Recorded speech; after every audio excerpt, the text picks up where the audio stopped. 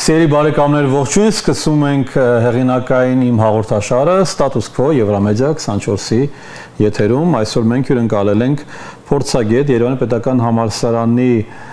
դասախոս բանասիրական գիտությունների թեկնածու դոցենտ Նայնե Դիլբարյան, Տիկին Դիլբարյան, ողջունում եմ ձեզ։ Ողջույն։ Այսօր մենք ձեզ հետ կփորձենք հասկանալ մի քանի կարևոր բան, նախ արտաքին քաղաքական մասով եւ երկրորդը ներքաղաքական, երկուսն է փոխկապակցված, երկուսն է կարևոր։ Սկսենք արտաքինից ուղին, Տրամպի ուղին, որ ոմանք կոչում են Զանգեզուրյան միջանցք, ոմանք դեմ են այդ արտահայտությանը։ Ես կուզեի, որ մեր հեռուստատորներին դուք ավելի մատչելի ձևով բացատրեք, թե արդյոք դրանք տարբեր են, եթե այո, ինչպես, եթե ոչ, ապա ինչու։ Գիտեք, ես կարծում եմ, երևի Թրամփի ուղին շատ ավելի ձեռնտու է ներկա իշխանություններին, այսինքն Նիկոլ Փաշինյանի վարչապետի սիրած արտահայտությունն է, իսկ Զանգեզուրի միջանցքը, որը առավել Թրամփի մյուս կողմում կանգնած անձի Իլհամ Ալիևի սիրած ձևակերպումն է, այսօր արդեն եկեք կանկեղծ ասենք, վերափոխվել է թուրանական ուղու։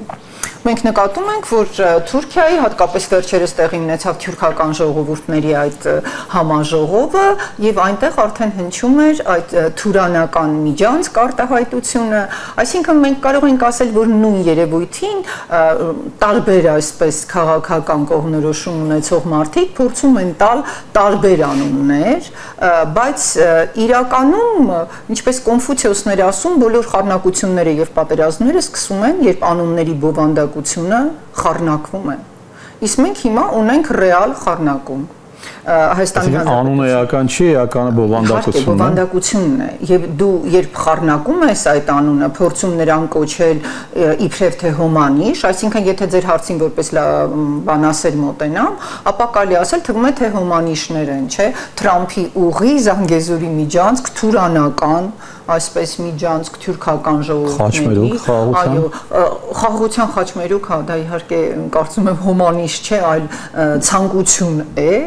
Քանի որ իրենք են դա ասում, որ դա խաղաղության խաչմերուկն է իրականում եւ ոչ մի ուրիշ բառ չկա այդտեղ։ Գիտեք, խաղաղություն բառը խիստ շահարկվել է։ Բայց իրականում էլի եթե հետևենք հին իմաստուններին, բառի մեջ չկա որևէ կարևորություն, բացի նրա իրական բովանդակությունից։ Կեղծ բովանդակություն օրինակ հաստատել հրադադար եւ կոչել դա խաղաղություն, դա իհարկե մոտեցում է քաղաքական, բայց դրանից իրականությունը չի փոխվում։ Գիտենք Նիկոլ Փաշինյանը շատ է սիրում իրական Հայաստան արտահայտությունը, դրա համար եկեք խոսենք իրական այդ ուղու մասին, իրական դա ուղի է, խաչմերուկ է, իհարկե ցանկացած ուղի կարող է խաչմերուկ լինել, բայց երբ դատում ենք ստորագրված փաստաթղթից եւ նրա հատկապես մեր հարևանների, թուրք հարևանների մեկնաբանությունից, ապա դա թուրքական ժողովուրդներին իրար կապող միջանցք է, բացի դրանից ինչպես նշվել է, ճիշտ է, անընդհատ խոսում է փոխադարձ, չէ, բառի մասին, որ ամեն ինչ փոխադարձ ձևով է կատարվում, բայց առ այսօր մեզ չեն պատասխանել անգամ այն նախադասությանը, թե մենք օրինակ կարող ենք հանգիստ մեր մեքենայով առանց թուրք կամ ադրբեջանցի սահմանապահին եւ մաքսավորին տեսնելու, օրինակ Նախիջևանով գնալ ինչ որտեղ, ել չեմ ասում, հենց գնալ Նախիջևան, որը հին, այսպես հինավուրց հայկական հող է,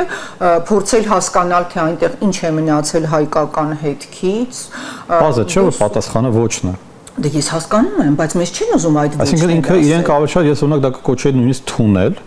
որովհետև ինքը տրամաբանություն նկատում է, քանի որ ինքը այնպես է սարքվելու, որ որևէ ձևով դու իրան որևէ ձև չառնչվես իր հետ,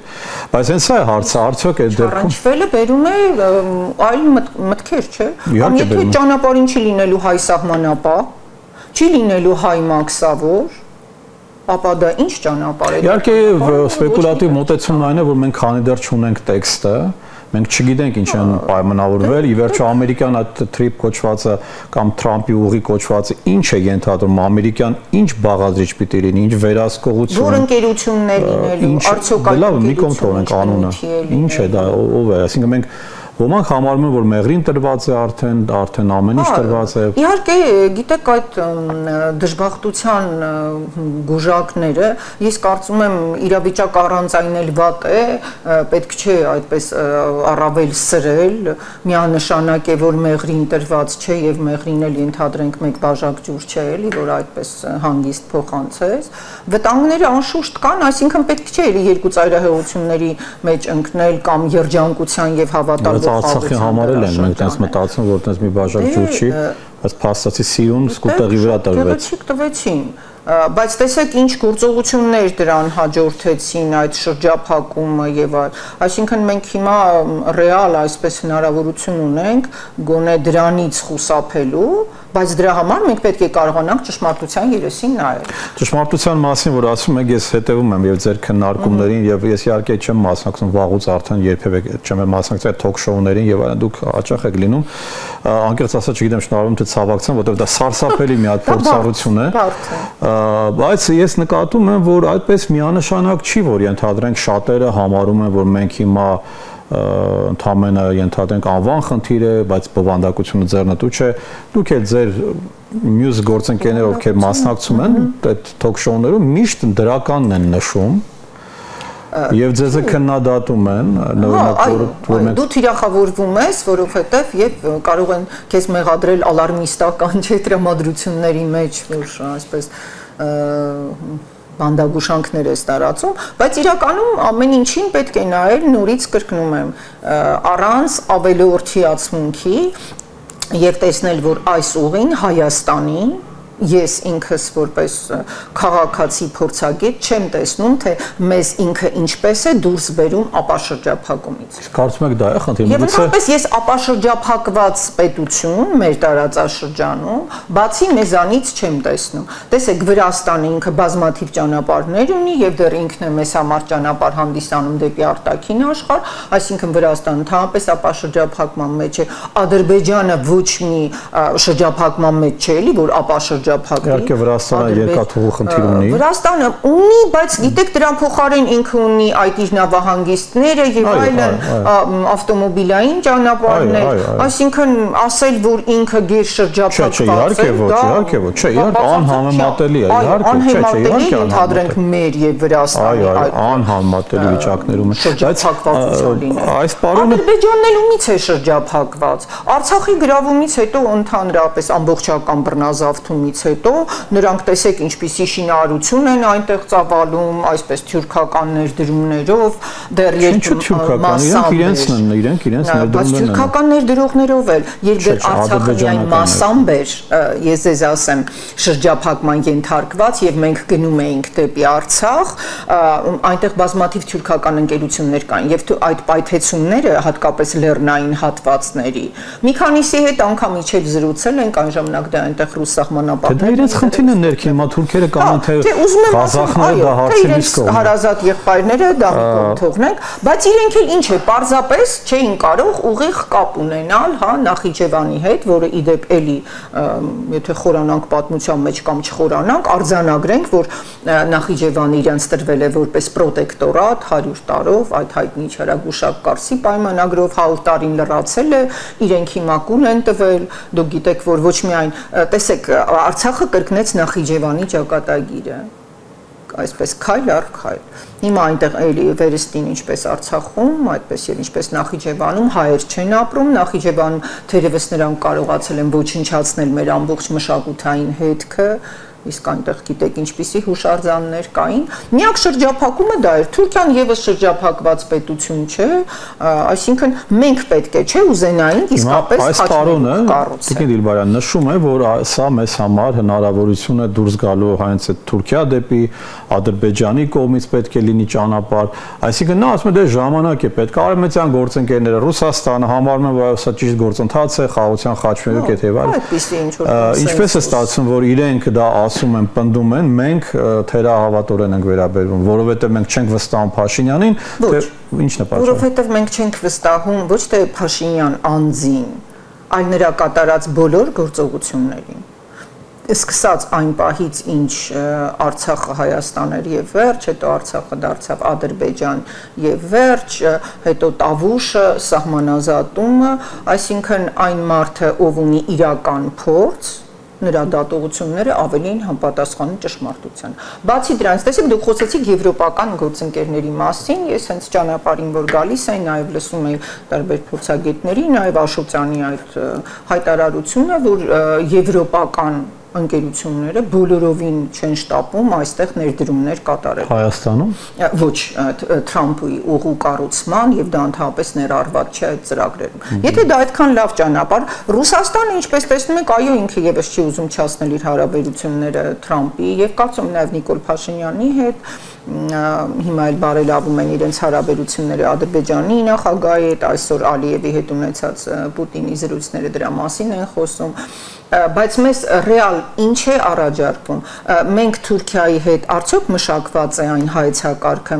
թե մենք Թուրքիայով ուր ենք գնալու կամ Թուրքիայի հետ ինչ առևտուր ենք անելու, ինչպիսի շրջանառություն քաղաքական հարցերը արդեն բայց մեզ անընդհատ ինչով են ողջևորում տնտեսական հարցերով, չէ, եւ գտնում են, որ այսպիսի դիվանագիտությունը ենթադրենք կբերի խաղաղության։ Օրինակ քաղաքացիական պայմանագրի շատ ջատագովներ ասում են, որ հենց այդ սահմանները բացվեն թեկուզ Թուրքիայի հետ, ապա այդ դարավոր հակամարտությունը երկու հարևան ժողովուրդների դա կանհետանա, մեզ չգիտեմ ինչու հիշեցնում են, որ այստեղ ադրբեջանցիներ են ապրել եւ ինչ է եղել, որ այսինքն այդ կեղծ տնտեսական դիվանագիտությունը իբրև այս է առևտուր կանենք, ճանապարհով կգնանք, կգանք, կմոռացվի, բայց ինչ է կմոռացվի։ Դե բայց նույնն է թոք-շոուից մեկում դուք հենց նույն բանը ձեզ ասում էին, իրականչիով, բայց դուք ինչու՞ չեք հակադարձում, որ չէ, որ մենք խնդիր չենք ստեղծել իրենց համար, մենք պատասխանա, չէ, ես ձեզ ոչ թե որպես չեմ ոչ թե փորձում ձեզ ասացի, որ այդ ինչ որ իրենք են պատմում, եթե այդ վերջին շոուն ֆակտորում, ես հիշեցրի այն խորհրդային, բայց հանճարեղ վեպ էլի Իլֆիև Պետրովի, այդ 12 աթոռը, որի հայտնի հերոս մեծ կոմբինատոր Օստապ Բենդերը գնում էր, որ իրեն անվանում էր իդեպ թրքապատակ, եւ ինքը հայտնի իր Նյու Վասյուկի ծրագրով։ Նյու Վասյուկին չէ։ Առասպելական ծրագիր էր։ Այսինքն դու կարող ես ասել, որ մենք խաչմերուկ ենք, չէ, բայց դու խոստանում ես մարդկանց խաչմերուկ, գնում են, գալիս են։ Ուզում ասել չկա, ինչի չի քննարկում են հարցը, որ լավ, ենթադրենք, համարենք, որ այս իշխանությունը իսկապես խաղաղություն է ուզում, ենթադրենք ինքը համարում է, որ կա նման տեսություն, որ լիբերալ քաղաքականություն, տնտեսությունը օգնում է հաստատել խաղաղություն, երբ որ մարդիկ չեն ուզում իրար, օքեյ, հասկացանք, բայց արդյոք թուրքական եւ ադրբեջանական կողմը նույն կերպ են տեսնում իրավիճակը։ Բայց խոսքը սրա մաս, այսինքն մենք չենք իրանց մորթել, որ հիմա ասենք լավ, գիտեք, եկեք մոռանանք եւ առաջ անցնենք։ Դրանից ես ուշադիր հետևում էի, գիտեք, անցած ամիսը սարսափելի ամիս էր մեզ համար, սեպտեմբերը, եւ ես միշտ հետևում եմ ադրբեջանական կայքերին եւ մամուլին, եւ այնտեղ օփշեցուցիչ հակահայկական հանդագուշանք, ես կասեի, գիտեք, կողկանց ու ոռնոց էր, ընդ որում որը բոլորովին նման չէր հաղթող ինչ-որ միավորի ձայներին, այնտեղ ընդհակառակը, չգիտեմ, այնպիսի ատելության պաշար կար մեր հանդեպ, որ ես ապշած էի։ Դե դա իրենց մոտ ռևանշիզմն է խոսում։ Ես չգիտեմ, բայց մեկ ինձ մոտ տպավորություն է առաջանում, որ իրենք այդպես դեռ լավ չեն մարսել, որ հաղթել են ու անընդհատ կրկնում են, որ իրենք սա արեցին,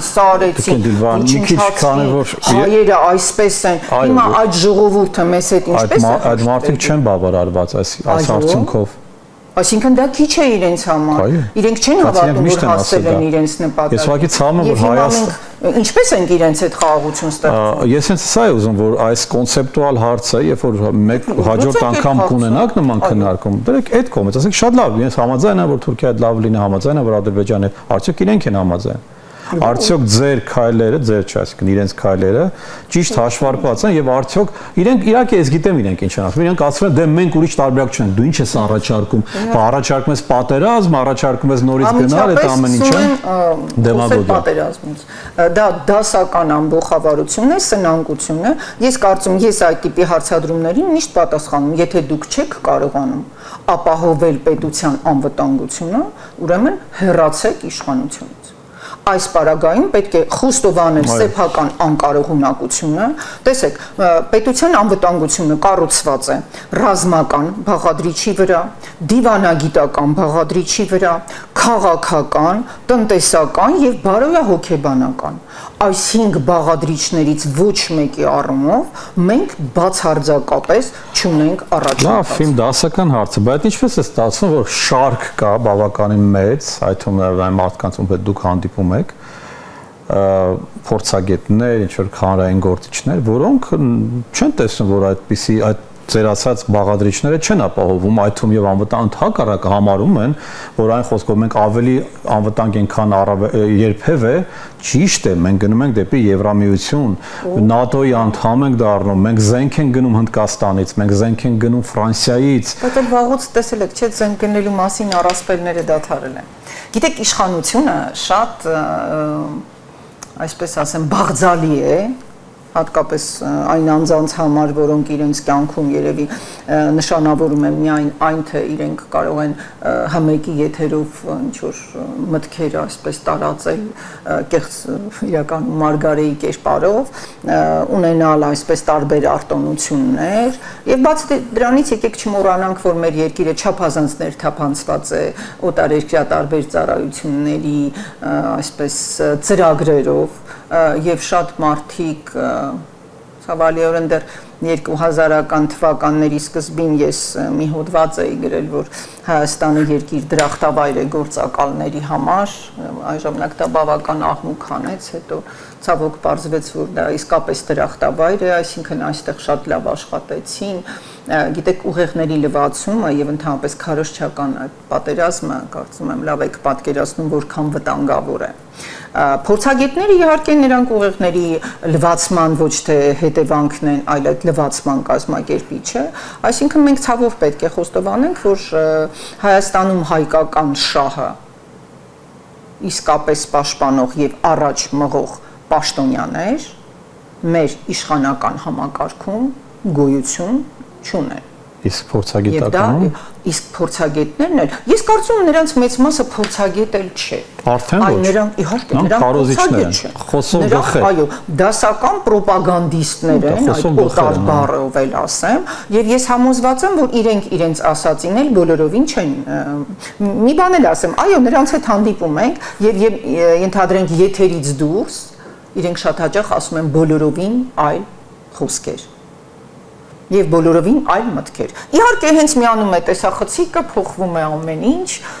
մարդիկ սկսում են անգիր ասած նախադասություններ կրկնել։ Հույս ունեն ընտրությունների ժամանակ ինչ-որ տեղեր։ Այո, իրենք կկարողանան պահպանել այդ տիրոջ սեղանից ընկած փշրանքներից իրենց համապատասխան մասնաբաժինը, աստվածաշնչյան խոսք է տիրոջ սեղանը եւ դրանց ընկած փշրանքները։ Տերն էլ Փաշինյանն Ну, գիտեք, տերերն են լինում են աստիճանական, ամակարդակի տերը Փաշինյանն է։ Այդ առումով ուրեմն փորձենք հասկանալ հաջորդ մասը, ներքաղաքականին, քանի որ մենք եկանք, այսպես սահուն ձևով, արդյոք Փաշինյանը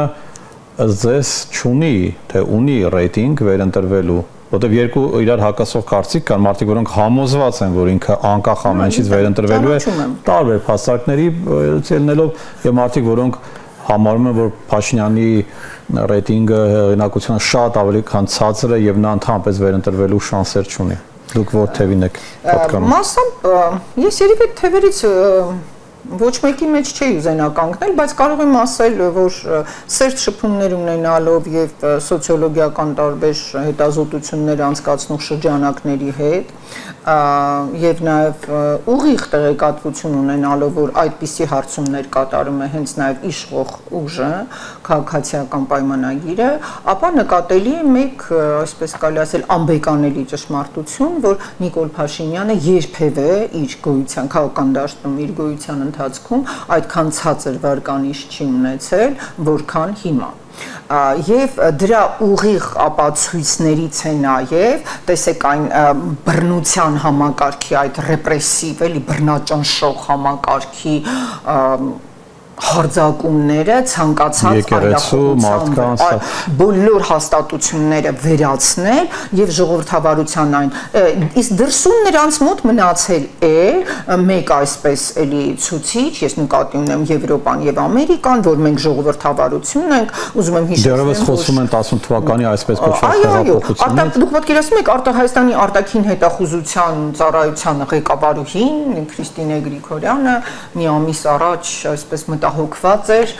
ասաց միակ մարտահրավերները, որ ինքը տեսնում է, դա Հայաստանում ժողովրդավարության ուղղված մարտահրավերներն են։ Դրանք ներքին են։ Արտաքին վտանգներ մեր արտաքին հետախուզական ծառայության ղեկավարուհին չէր տեսնում եւ կարծում էր ժողովրդավարությանն է։ Բայց ինչ ժողովրդավարության մասին կարելի է խոսել մի երկրում, որտեղ ազատ խոսքը բացարձակ ենթարկվում է ուղղակի ճնշումների եւ ազատազրկման։ Դե օրինակ ասում եմ, տեսեք, այս հաղորդումը կա։ Մի ասում են, ով է խանգարում այս հաղորդումը վարել, ԶԼՄ բացել, հոդված գրել, մեզ չեն։ Դե Միքայել Սրբազանն էլ այդպես սկսեց, գնաց տարբեր իր կարծիքը հայտնեց տարբեր լրատվամիջոցներում, ոմանք ինչպես Դանիել Յովհաննիսյանը նրա ելույթը համարեց, այսպես եւ հաղորդում ներկայացրեց գլխավոր դատախազությանը, համարեց բռնության կոչ, նա շատ անհանգստացած էր, եւ Նիկոլ Քաշինյանն ինչ որ կոչեր անում, Դանիել Յովհաննիսյանը որ այդպես չի անհանգստանում, գլխավոր դատախազություն չի դիմում։ Գլխավոր դատախազությունից այն ժամանակ, երբ դեռևս չէին անհանգստանում իրենց վարկանիշի եւ վերընտրվելու, վերաթողարկվելու հնարավորությանը, ասացին, որ դա կոչ չէ։ Անցավ, կարելի ասել, մոտ 1 տարի եւ նույն խոսքը արդեն դատավորը Արմինե Մելիքսեթյանը համարեց բռնության կոչ, ես ինքս որպես լեզվական փորձագետ եզրակացություն եմ տվել, այնտեղ լեզվական տեսանկյունից եւս ոչ մի կոչ չկա, կա մարդու խոսք, որը դեմ է այս իշխանություններին, բայց տեսեք, մենք էլ ենք կարծիք արտահայտում, չէ՞, այդ կարծիքը իհարկե այսպիսի դատավորների եւ այսպիսի դատական համակարգի պարագայում ինքը կարող է ներկայացվել որպես կոչ, բայց մարդու ազատ կարծիքը երբեք կոչ չէ։ Իսկ Հայաստանում այլևս որքան իջնում է իշխող վարչակազմի այսպես վարկանիշը, այդքան մեծանում են բռնաճնշումները։ Հա, բայց նույն կողմից էլ անկած խոսում է Քոչարյանը, որը ահավոր ձևով աջակցում է, այսինքն այդ խոսելը աջակցում է, կարծեք, իշխանության ռեյտինգի բարձրացմանը։ Դե գիտեք, ոչ թե ռեյտինգին, այլ պարզապես արթնացնում են նույն, իրենք կարծես գործում են չգիտեմ, նույն դաշտը։ Իսկ բայց լավ, այդ ամենը հաշվի առնելով գիտենք, որ ցածր է, շատ ցածր է, բայց ցածր արդյոք նշանակում նա չի վերընտրվելու ի վերջո։ Վերընտրվելու հնարավորությունը նվազում է, էապես նվազում է, եւ բացի դրանից դրան զուգահեռ նույն ԿՊ-ի ներսում ձևավորվում են այսպես տարբեր թևեր եւ Նիկոլ Փաշինյանի այսպես անհեղաշրջելի անբեկանելի անց լինելու գաղափարը եւս կարող է փոխարինվել Պարություն, այսինքն դա ինչ-որ վստահելի աղբյուր կա, որ նման բան ասում, որ նրանց ներսում, այդպես ասած, խարխրվում է այդ վստահությունը Փաշինյանի թիմում, այո։ Թիմում նկատելի շատերը վախենում են մասով, արդեն իրական կասկածներ կան, որ այդ էությունը աստվածային։ Եվ տեսեք, այդ կասկածները ծագում են եւ թիմի հին անդամների հանդեպ, այսպես մյուսի ժառանգություն մնացած անդամների գործողությունների կապակցությամբ, եկեք չմոռանանք, որ 44-օրյա պատերազմի զեկույցը, որը կազմել էր Նիկոլ Փաշինյանի այսպես ջատագով Անդրանիկ Քոչարյանի կողմից, նրա այսպես հպարտությունը ուղարկվեց դեպի փակ գզրոցներ։ Ալեն Սիմոնյանը չդրեց այն օրակարգում։ Անդրանիկ Քոչարյանը խոսում էր օրենքից, ԱԺ կանոնակարգ օրենքից եւ Խարորյանը մնաց այդպես։ Այո։ Մարտի 1-ը մնաց, հոկտեմբերի 27-ը մնաց, ամեն ինչը մնաց։ Կոռուպցիոներները, Սերժ Սարգսյանը, Քոչարյանը, բոլորը։ Ոչ մի գործ իր ավարտին չի հասնում, որովհետեւ դրանք առավել ամեն մեկը հիմա փորձում է եւ տեսեք ընտրությունները, ովքեր ամենաշատ ձայն հավաքեցին։ Ինչ ուժեր եք տեսնում այս անգամվա ընտրություններին պրոարևմտյան, այսպես ասած, պսևդո-պրոարևմտյան ուժեր, հա, որոնք նրանք դեռևս չեն խմբավորվում։ Պսևդո-պացիֆիստներ, հա։ Այո։ Դե նրանք իրականում գուցե արևմտյան ուժեր են, բայց այն արևմուտքը, որ մենք ասում էինք, այսինքն նրանք ժողովրդավարական ուժերը չեն։ Ես ինձ նույնիսկ արևմուտքը այլևս այն նույն արևմուտքը չի, որ մնաց արևմուտքը։ Դե ասած, ծերուկ Եվրոպան վաղուց արդեն կորցրել է իր բոլոր արժեքները, դեռ Գիմբուտասի տեսությունը կար, գիտեք, լեզվաբանության մեջ, որ ծերուկ Եվրոպան կործանվում է եւ դրա տեղ ինչ է առաջանում։ Այսինքն այդ ուժերը, որոնք տարբեր, այսպես ասենք, արևմտյան կենտրոններից են ֆինանսավորվում, լինեն դրանք գլոբալիստական, այսինքն համահարթեցման, թե այլ ուղղություններով, նրանք իմ կարծիքով դեռևս չեն կողմնորոշվել եւ նկատելի է, որ հենց զուտ այդ խմբի մաքուր փորձագետները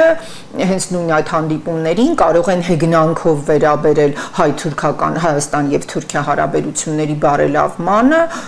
Ես ինքս նկատեցի, որ մենք հանկարծ նույն այսպես հարթության վրա եկանք եւ վերջին այս օրինակ այցը Քլչի այդ որ համարեցինք բացարձակ ձևական բուտաֆորիա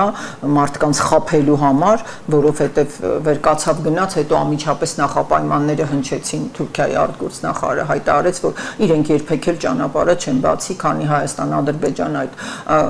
արդեն պայմանագիր էլ չէ, բայց համաձայնագիրը չի կնքվել։ Եվ սահմանադրություն չի փոխվել եւ այո, իհարկե, խնդիրները լուծված չեն եւ գիտեք Նիկոլ Փաշինյանի վերընտրվելու այդ հնարավորությունը, այսինքն դե գիտենք ընտրական տարբեր տեխնոլոգիաներ կան, որոնցով իշխանությունը միշտ վերարտադրվում է,